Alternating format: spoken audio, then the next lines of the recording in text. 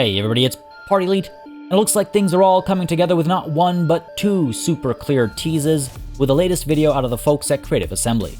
If you haven't seen the previous videos about Khorne, Kislev, Tzeentch, and the potential release date, check out the links in the description down below. I've kept the videos short and sweet for easy watching. Today though, well, let's give it a watch first.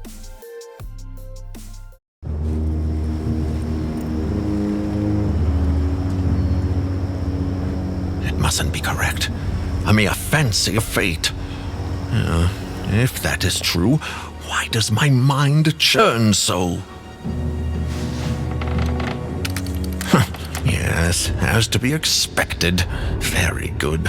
Very good indeed. Can't be. The drummer, visible only in the autumn months, defies reality and hangs within the sky simply to taunt me. Oh, by Sigma, it's really happening, isn't it? The fourth constellation. Is there a fourth? The Azir continues to frenzy, and my research leads me to the drummer, a scientific impossibility given the time of year.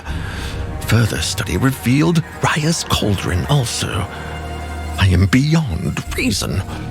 There is no reasoning with the forces of fantasy. Though I loathe to admit it, the time has dawned. Sigma, protect us all.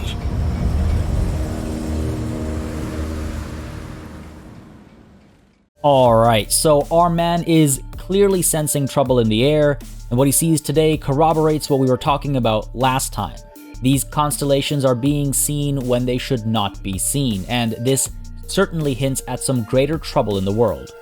The drummer is about as direct a hint as you can give about Slaanesh, a sign of excess and hedonism. It's typically in ascendance during late summer, early autumn, and people born under the drummer are excessive, hedonistic, and celebratory. Honestly, you might as well call this constellation the Slaanesh constellation, right? Now, across the Empire, there are two interpretations of the sign. One sees it as a cause for celebration, and the other sees it as a sign of the descent of man into chaos. Now, we talked quite a bit about the potential demons of Slaanesh in Total War Warhammer 3 in my faction speculation video. I've linked that in the description down below. It's also under the eye at the top right corner of the screen. And based on my speculation at least, they can be a very interesting inclusion. There are some great units on hand, and some fascinating potential legendary lords as well, especially if we're required to look outside Sigvald. He already had his run in the first of the 3 games.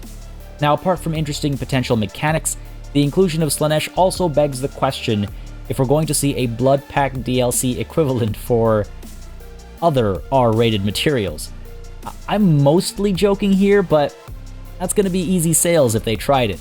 Now, joking aside, if on one side we have the lustful embrace of Slaaneshi implications, on the other side we have the warm, grandfatherly hugs of Papa Nurgle.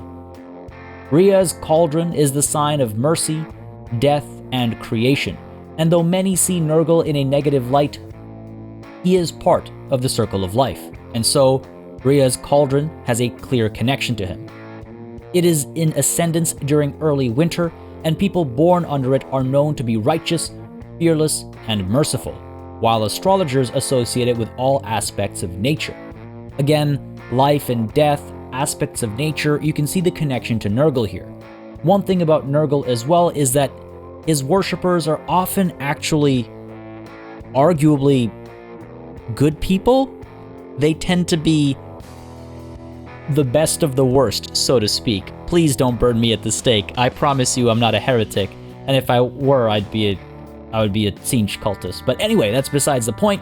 I think it's pretty clear we're looking at Slaanesh and Nurgle here.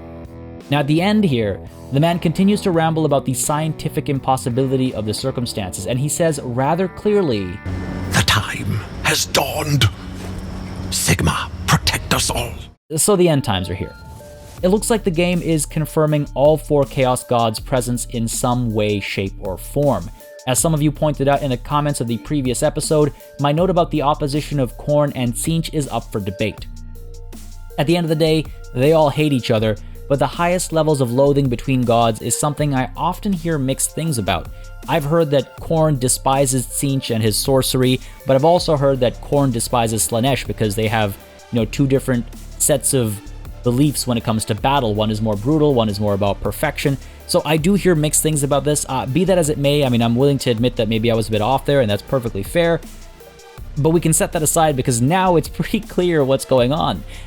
These guys are either all working together or they're all grasping at power while in conflict with one another at the same time. They are all letting themselves be seen and known, and it sounds as though the worst case scenario is imminent. So, specific oppositions aside, these four Chaos Gods are supposed to loathe each other, but here we see them, in ascendance at the same time, probably working on something together. It doesn't sound good for humanity.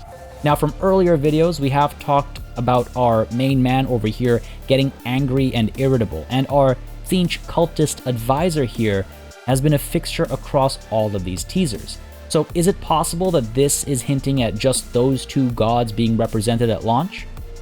Maybe. But I'll reiterate something that I said in my old speculation videos. This game has been in development for a long time now. I genuinely wouldn't be surprised to see all four Chaos Gods in some way, shape, or form right at launch. And as I said previously, I think Kislev is in there as well. And that might just be scratching the surface. Maybe the Empire will feature too? Maybe the entirety of the first two games right at launch. They have the assets after all, but I digress. 4 star signs clearly indicated, 4 Chaos Gods easily associated with each, and a 5th star sign as well, though it's not from the Warhammer universe, and it's not clearly highlighted either. Now, if I'm going to read too much into this, as I'm prone to doing, it might be that Kislev is the pre-order bonus faction, and the Empire represents the human faction that'll be used to market to non-Warhammer fans. One cannot discount the need to have a relatable faction in all the marketing, and so in the game itself as well. This also lines up with something I mentioned in my prior speculation videos. Kislev is within the Mortal Empire's map. If they are the pre-order faction, they could slot in like Norska did between Game 1 and 2. I'd love to hear your thoughts on this and the previous videos. It looks like we're in for a wild ride with Total War Warhammer 3. The end times are here, and while that isn't really a surprise in my humble opinion, I think seeing all 4 gods right at launch would be. Again, I might be way off, this is all speculation, but that's half the fun on the lead up to these things, so throw your speculations my way too. Drop them in the comments, I read them all, and I will be responding to them all in one way or another. And by the way, for those of you asking about the music I've been using for these videos, I've seen quite a few comments about those. I'm flattered. A lot of time was spent finding these tracks for my faction speculation videos, so I'm glad to see the response to them has been so, sort of mostly positive vibes. They're all YouTube tracks though, so I don't know if I can share them in some way, but if I can, I will link them in the description down below as well. Now, as I've said before, if you'd like more Total War Warhammer coverage, make sure you subscribe to this channel. If you're looking for a community to hang out and play with, join our Discord link below as well. But for now, we keep our eyes peeled for any more hints the folks at Creative Assembly might drop. As always, a massive thanks goes out to all of the channel members and patrons who've been supporting the channel on a monthly basis. Y'all keep us alive and running smoothly. And of course, a big old thanks goes out to each and every one of you for watching. Until next time, cheers.